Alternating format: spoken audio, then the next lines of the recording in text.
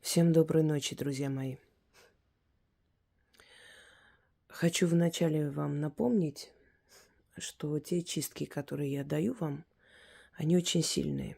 И они очень во многом помогают вам справиться с определенными трудностями и проблемами. Например, могут помочь организму обновиться, восстановиться, обойтись без операции, очень часто так бывает, исцелить свою кровь, избавиться от человеческой зависти, открыть закрытые дороги, убрать безденежье и так далее. Для того, чтобы каждому человеку отдельно не объяснять, не снимать, точнее, не объяснять, не записывать и так далее, я решила когда-то, что я просто буду снимать и грамотно, ясно, четко рассказывать, что делать в той или иной ситуации, давать людям работы. И, естественно, за один раз я могу помочь огромному количеству людей.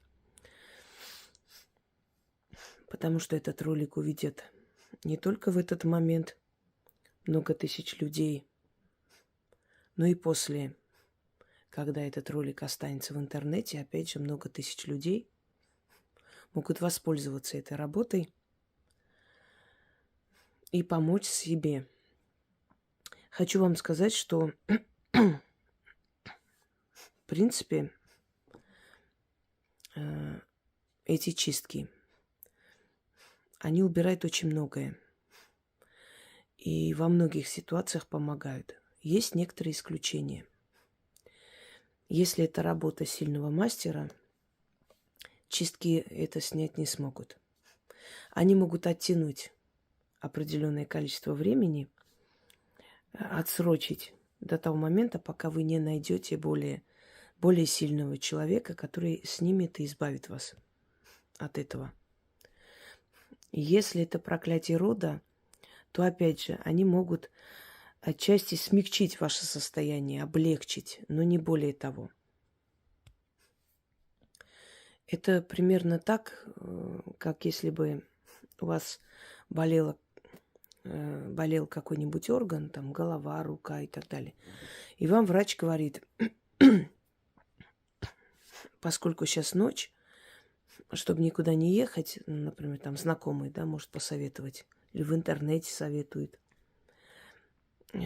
выпейте там данное лекарство, оно вам поможет уснуть и как бы избавиться от боли до утра. А утром, конечно, обязательно сходите и узнайте, настолько ли сильная проблема. Вот чем разница между чисткой, которую проводит ведьма, и чисткой, которую она дает, если у вас серьезная проблема. То есть профессиональные работы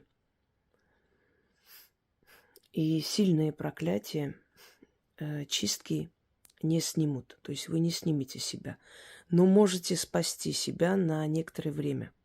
Оттянуть это время, отсрочить, как я уже говорила. Пока не найдете сильного мастера. Если же это уже застарелая вещь, оно уже себя изжило, то есть само себя сожрало, хотела сказать. Если вы уже практически одолели своей силой внутренней, своим духом, иногда люди могут пережить очень страшные вещи. И те сущности, которые были отправлены в его жизнь, в его судьбу, не смогли справиться. Не потому, что они слабые, а потому, что слабый мастер отправил. Но в любом случае остаточное явление это осталось, это нужно убрать окончательно, понимаете? Чтобы оно по новой не возобновилось, чтобы они вновь где-то там, оседая на вашей энергии, вновь не усилились и не начали сжирать вашу жизнь. То такие чистки могут вам помочь окончательно убрать. Это чистка, которую я могу, то есть я хочу вам подарить, это больше для обновления женского здоровья, женской сути. Так вот, в основе этой работы лежат знания русских ведьм из более древних губерний, такие как Ярославская губерния. Но это позже стало губерния, конечно, это было Ярославское княжество, Черниговское княжество. Вот в этих древних землях Руси в основном вот похожие работы встречаются. Поскольку я изучала источники и многие исторические источники, сопоставляла и магию, историю, и обряды, традиции. Вот подобные работы, связанные с привязком человека, еще называют мумиё человека, в основном проводились вот в этих старинных регионах России. Оттуда эта традиция пришла. Серебряная вода, ритуалы с зеркалом и так далее. Итак, обращение здесь к полуночнице. Считается, что полуночница – это дочери ночи. И если полуночница хочет отомстить, то она может наслать на всю семью бессонницу, переполохи. Это уже дочери полуночницы, переполохи, страхи. Когда человек в таком тревожном состоянии не может найти покой и отдохнуть. Но к полуночнице можно обратиться и попросить о помощи, и попросить убрать и забрать черноту. Почему к таким духам, таким силам обращаются? Для того, чтобы они убрали черноту. Потому что это их пропитание, это та энергия, которая питает их силу. Они усиливаются таким образом. Вот поэтому они с радостью забирают с людей вот эту черноту. Это их еда, так называемая. Во Вселенной каждый дух, каждая сила, она имеет определенную потребность в энергии. Все распределено правильно. А вот подобные сущности, подобные невидимые создания, которых мы называем духи, ну, по сути, если так подумать, что это разумы. Невидимые нам разумы, которые обитают в потустороннем пространстве. Вот эти невидимые разумы, у них разные пропитания, разные потребности, и многие из них, которых мы призываем для чисток, они забирают с нас вот эту черноту и питаются этой энергией. А иные силы возвращают тем, кто наслал, тем самым мучая их, и опять же питаясь их энергией, уже энергией мучения. Теперь свои ногти, волосы нельзя было никому отдавать, ни у кого оставлять. Не просто так происходит, когда человек идет в парикмахерскую. Знаете, есть легкая рука, есть тяжелая рука. Человек с тяжелой энергией встречается иногда. После его стрижки волосы начинают редеть, плохо растут. А есть парикмахеры, после которых волосы начинают оздоравливаться, становятся более пышные и так далее. И чаще всего, если у вас есть привычка волосы свои расчесывать и кидать в мусорку или где-нибудь еще, то наверняка у вас головные боли есть. Одно время и у меня была привычка, пока я себя не приучила к тому, что хотя бы, если мне некогда сжигать их, хотя бы кинуть просто и смыть волосы. Отдайте стихии воды. Воде отдайте хотя бы. Потому что если ваши волосы будут летать, непонятно где, если птицы будут забирать и выть с них гнезда и так далее, то ваши головные боли не пройдут. В волосах сохраняется, волос это как антенна, связь со Вселенной. Именно поэтому в древние времена волосы стричь было не принято. Нельзя было Ну и бороды стричь, между прочим, хочу вам сказать. Почему бороды отращивали мужчины? Потому что это их связь с родом. Э, Через волосы человек принимает определенную информацию на самом деле. Это реальность. Это не означает, что мы должны все ходить там волосатые и прочее. Нет.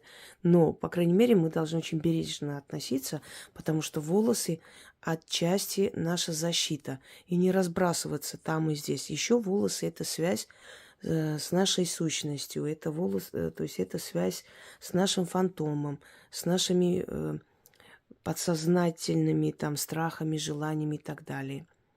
Волосы – это связь с нашим родом. Почему волосы, если попадут в нехорошие руки, то на них можно навести что угодно. Волосы, ногти. Это не просто, скажем так, материал, который можно срезать и выкинуть. Это материал, который нас связывает с ними.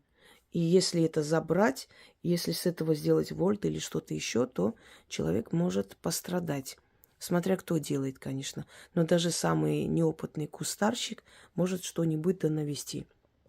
Теперь, многие ногти обрабатывают, значит, делают маникюр, и мало кто дома стрижет ногти. Обычно, значит, отращивают ногти, идут по новой, исправляют. Поэтому ногти собрать немножко будет труднее. Но в любом случае, в заговоре надо это говорить. По крайней мере, соберите волосы. Вы расчесываетесь, снимайте с расчески и собирайте в пакете. Если вы стрижете ногти, если вы не ходите никуда, сами делаете, значит, стригите, соберите туда ногти. Раз в месяц берете котелок. Раньше сжигали дрова, другие там, скажем так, такие материалы для розжига. Сейчас более современный мир. Можете брать спирт. Можете брать даже вот для розжига костров. Оно там состоит из парафина. В принципе, можно и этим. Значит, в этом котелке сжигаете и читайте над огнем. Можно перемешивать, можно там добавлять сверху масло или спирт, чем вы сжигаете, смотря. Значит, можете читать даже тогда, когда огонь погас. Читать надо 6 раз. Раз в месяц. Ну, не обязательно прям строго соблюдать. Ну, как вспомните, месяц прошел, все уже собрано, берете это все, сжигайте в этом котелке, 6 раз говорите эти слова, после чего смывайте в унитаз, смывайте в раковину, куда у вас удобнее смывать, туда и смывайте. Если у вас рядом есть река, можете в реку кинуть. Но, конечно, лучше смыть дома и закончить этим. И запомните, нельзя кидать это в стоячую воду, потому что стоячая вода, болотная вода, озерная вода, море, оно символизирует как бы застой. Только река символизирует жизнь, продвижение вперед. Если вы вот сделаете это своей привычкой, по сути, вам придется в год, наверное, 12 раз это проводить. Если вы сделаете это своей привычкой, вы начнете замечать вот через месяц, 2, 3, что вы начинаете молодеть, вам становится легче, у вас лучше становится самочувствие, у вас снимаются отеки ног. Дело в том, что мы живем в социуме. Вокруг нас огромное количество ненависти, злости, зависти. Особенно, если вы на виду, особенно, если вы умный человек, яркая личность и так далее.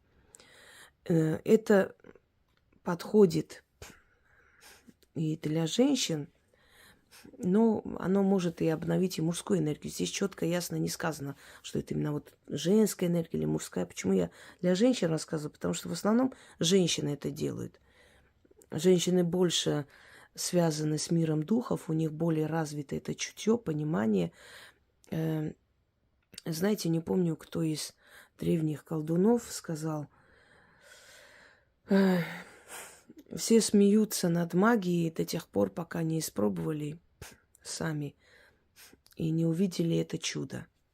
Вот поэтому у мужчин немножко другая психология. Они начинают верить в это, когда видят, что действительно ваши заговоры принесли в семью деньги, удачу. Они начинают в это верить. Даже сами напоминают, что иди сделай, начитай, может, чего надо купить для фортуны. Еще раз повторюсь, женщина верит и получает. Мужчина получает, только потом верит. Мы по-разному созданы, по-разному живем и по-разному чувствуем. Итак, вам нужно месяц собирать ногти и волосы. Если ногти не собираете, хотя бы волосы. Волосы-то вы точно расчесываете. Если пойдете в парикмахерскую, вам постригут, попросите там что-нибудь постелить и после отдать вам ваши волосы. Не оставляйте там волосы. Пусть даже с чужими волосами, неважно, но забирайте. И сожгите, естественно. Значит, волосы, ногти. Ну, для розжига спирт подходит или еще что-нибудь, что удобно. Сжигайте, но сжигать нужно после 12 ночи, то есть 00:00 ночи. Это время полуночниц, с 00 до 03. Это самое активное время духов. Поэтому старайтесь такие сильные работы делать вот в этом промежутке. 6 раз начитали, смыли, ложитесь спать. У вас будет сон, как у младенца. Успокоите нервную систему, прям станет легче, вот боль в ногах отпустит и так далее. На самом деле вы помолодеете. Вот что у вас будет происходить. Сделайте это. Знаете, иногда нужно и себе помочь, не только другим. Если вашей дочери больше 12 лет, ей тоже можно это провести. Точно так же собрать свои волосы, ногти, заодно и вы научите ее этому. И это станет привычкой на всю жизнь. Это замечательная привычка. И после чего проведете и обновите свое женское состояние и здоровье. Мужчины могут провести. У мужчин не такие длинные волосы, но ногти-то они стригут.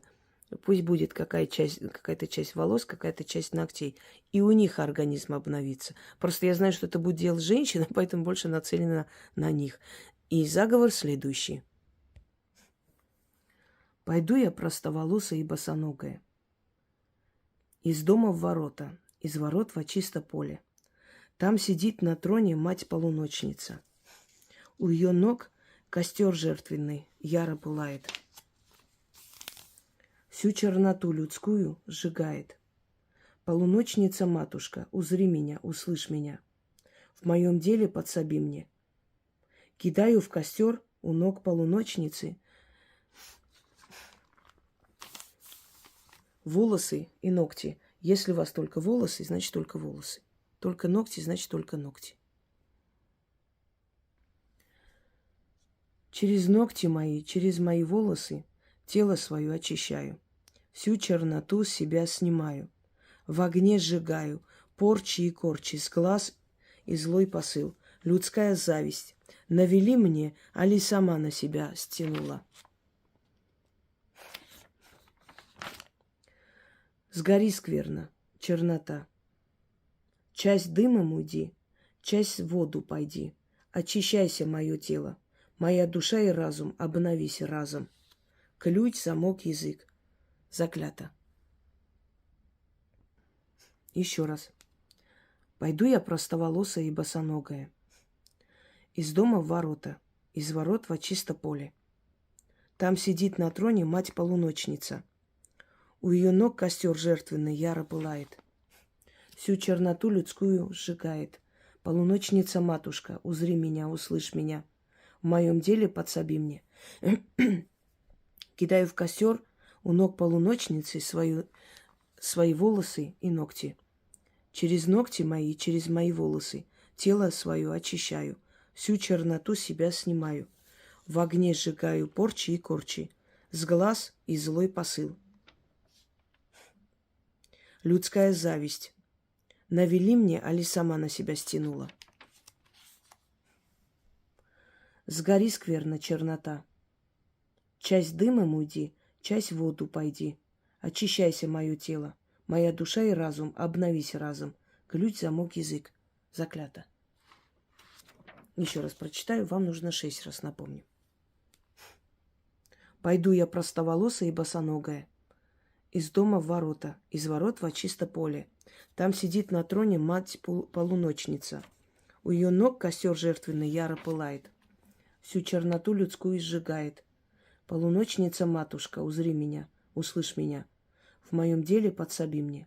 Кидаю в костер у ног полуночницы свои волосы и ногти. Через ногти мои и через мои волосы тело мое очищаю. Свою черноту себя снимаю. Всю черноту, извиняюсь, себя снимаю. В огне сжигаю. Порчи и корчи, с глаз и злой посыл. Людская зависть навели мне, али сама на себя стянула. Сгори, скверная чернота. Часть дымом уйди, часть в воду пойди. Очищайся, мое тело, моя душа и разум. Обновись разом. Ключ, замок, язык. Заклято. Здесь откуп не нужен, потому что вы отдаете откупом ту самую черную энергию, которая с вас снимается. Вы отдаете полуночным духам, той самой полуночнице. Но когда у вас обновится, вам станет легче, вам станет хорошо, вы сами откупайтесь, как посчитаете нужным. Вам подскажут. Люди, которые часто пользуются моими работами, рано или поздно начинают получать очень явные и очень открытые подсказки. Желаю вам всем удачи. Пусть эта работа тоже будет в вашей копилке и принесет вам много хорошего в жизни. Всем всего хорошего.